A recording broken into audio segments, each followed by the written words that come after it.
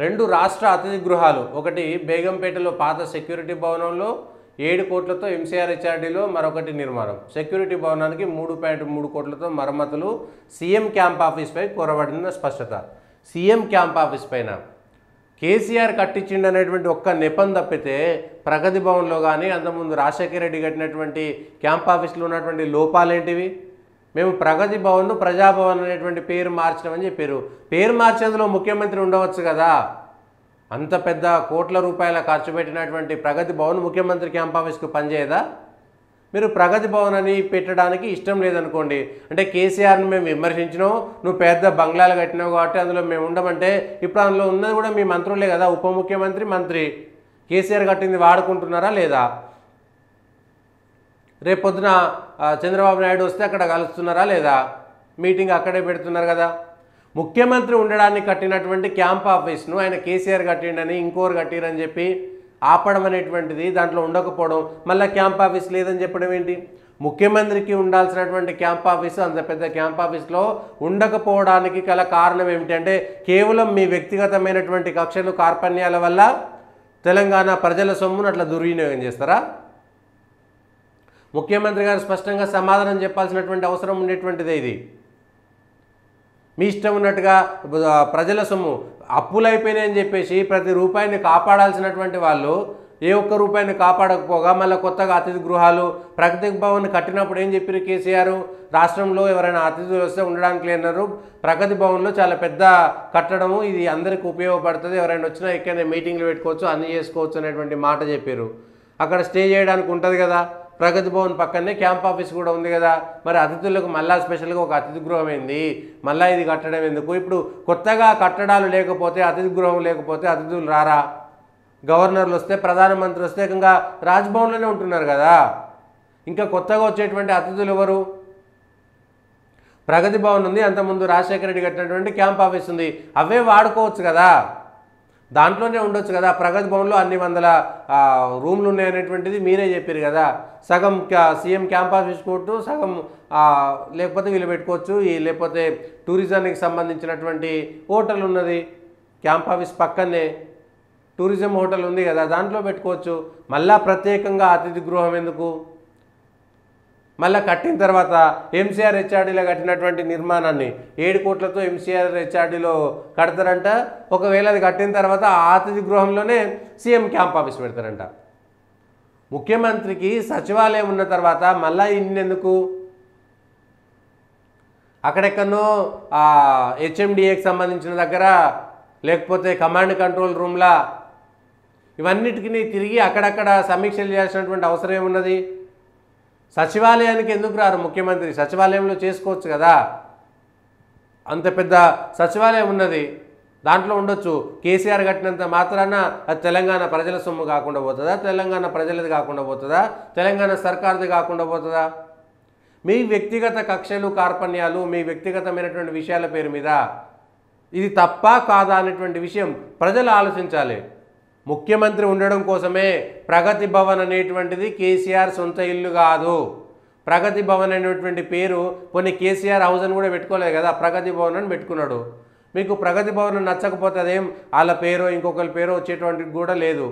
కేసీఆర్ కట్టినంత మాత్రాన CM camp office లేదని, CM సొంత ఇంట్లో ఉంటున్నాడని చెప్పేసి సీఎం ఆఫీస్ ముంగటనేమో మేము అన్ని పాత క్యాంప్ ఆఫీస్ ముంగట దొరల గడీలు బద్దలు కొట్టినట్టుగా అన్ని కంచెలు తీసేసినాం, అన్నీ తీసేసినాం అన్నారు. మళ్ళీ అదే కంచెలు ఇప్పుడు ముఖ్యమంత్రి ఇంటి ముంగట ఎందుకు పెట్టుకున్నారు? ఇప్పుడు రేవంత్ రెడ్డి గారి ఇంటి ముంగట ఫ్రీగా వెళ్ళిపోతారా ఎవరైనా ప్రజలు? ఆ ఇంటి ముంగటికి వెళ్ళి గేట్ల దగ్గరికి వెళ్ళి సీఎం దగ్గర బారికేడింగ్ లేదా? ఎవరు పడితే వాళ్ళు లోపల పోతారా? పోలేరు.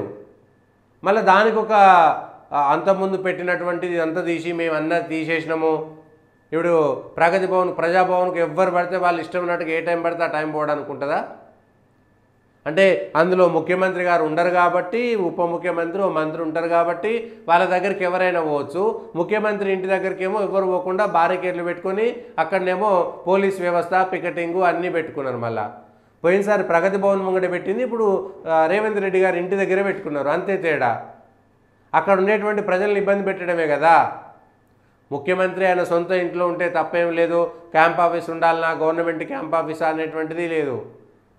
గతంలో ఇప్పుడు ప్రధానమంత్రులు ఎక్కడో ఉన్నారని చెప్పేసి గత ప్రధానమంత్రి ఉన్నాడు కాబట్టి మేము ఇప్పుడు ఉండము, పేరు మార్చారు. 7 రేస్ కోర్సు రోడ్డు బదులు లోక కళ్యాణ్ మార్గ్గా పేరు మార్చుకున్నారు అంతే ఆ రోడ్డును. దాన్ని మీరు ప్రగతి భవన్ ప్రజాభవన్గా మార్చుకొని ముఖ్యమంత్రి అందులో ఉండొచ్చు.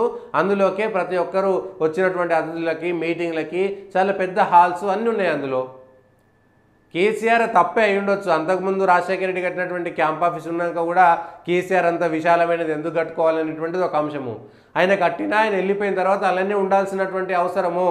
అంటే కేసీఆర్ని మేము విమర్శించినాము, కేసీఆర్ను మీరు ఇంత పెద్ద ఇల్లు ఎందుకు కట్టుకున్నారు, ఇంత పెద్ద క్యాంప్ ఆఫీస్ ఎందుకు కట్టుకున్నారు, అది కట్టుకోవడం అనేటువంటిది మీ విలాసవంతమైనటువంటి నియంత్రితమైనటువంటి ధోరణి కనబడుతున్నటువంటి మాట కాంగ్రెస్ విమర్శించింది. కాబట్టి ఇప్పుడు అందులో ఉన్నది కూడా కాంగ్రెస్ ఉప ముఖ్యమంత్రి, కాంగ్రెస్ మంత్రి కాదా? అది మొత్తం తీసేసి ఏమన్నా గ్రంథాలయం పెట్టలేదు కదా అక్కడ.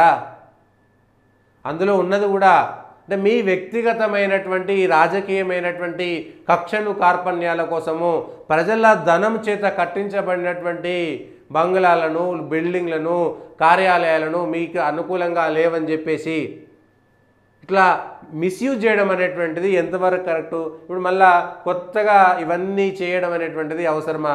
డబ్బులు లేవు, ఎంత తక్కువ వృధా ఖర్చులు అయితే అంత తక్కువ మంచిది. మంత్రులు కానీ మంత్రులు వెళ్ళడం కానీ 17 సార్లు ఢిల్లీకి వేరు. ఎవరి ప్రభుత్వంతో ఎవరి పైసలతో వేరు? సొంత ఖర్చులతో వేరా? కాంగ్రెస్ పార్టీ మీటింగ్లో పాల్గొనడానికి ముఖ్యమంత్రి హోదాలో వెళ్తే సొంత డబ్బులతో వెళ్ళారా?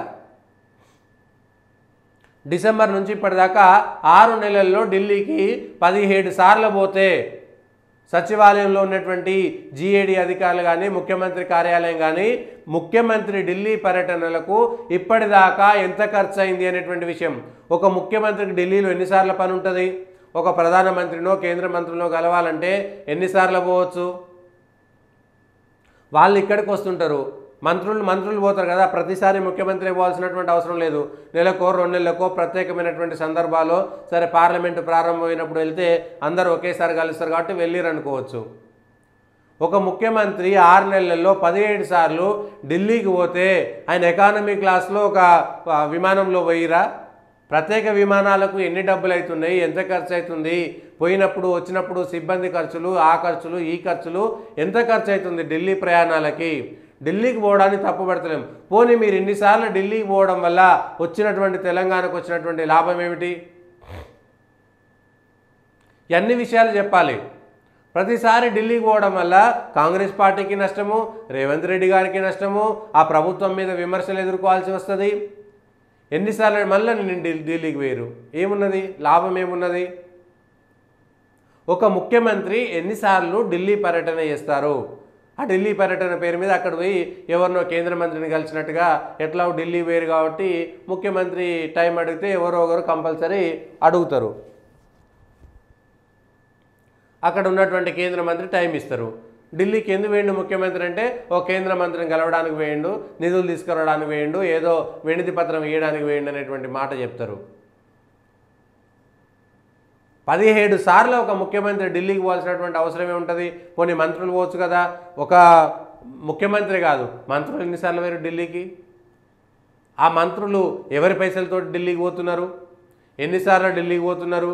గత 10 సంవత్సరాల్లో మంత్రులు కానీ ముఖ్యమంత్రి కానీ ఈ విమానాల ఖర్చులకు పెట్టినటువంటి ఖర్చు ఎంత?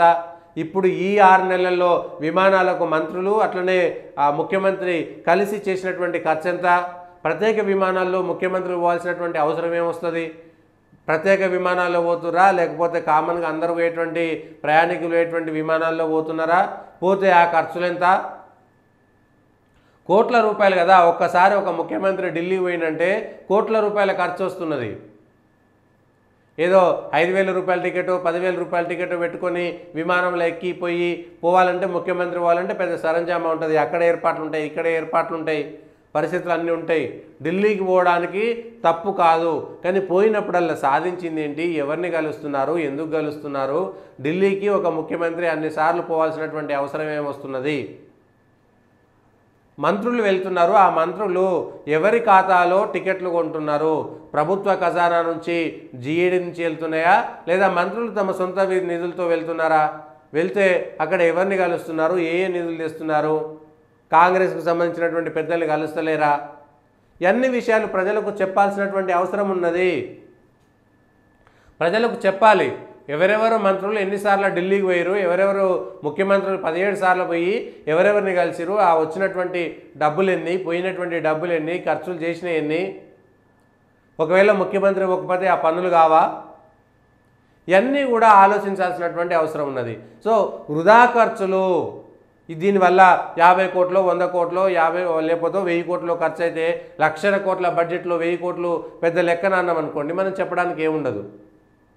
వృధా ఖర్చులు ఎంత తగ్గించేటువంటి ప్రయత్నం చేస్తారు మీరు?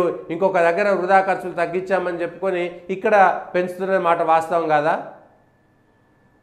ఒక ముఖ్యమంత్రి కానీ ఒక మంత్రి కానీ ఢిల్లీకి కానీ ఇతర రాష్ట్రాలకు కానీ పర్యటనకు వెళ్తే తెలంగాణకు వచ్చేటువంటి లాభం ఎంత అనేటువంటి విషయాన్ని చెప్పకపోతే కష్టమయ్యేటువంటి అవకాశాలు మాత్రం స్పష్టంగా కనబడుతున్నాయి. ఇగో నిన్న ఢిల్లీకి పోయింది ఎందుకు? కేకేని కాంగ్రెస్ పార్టీలో కల్పించారు. అంత దూరం పోయింది ఎందుకు? కేకేని కాంగ్రెస్ పార్టీలో చేర్పించుకోవడం కోసం, ముఖ్యమంత్రి అక్కడ ఉండడం కోసం ఢిల్లీకి పోవాల్సినటువంటి అవసరం ఏమొచ్చింది?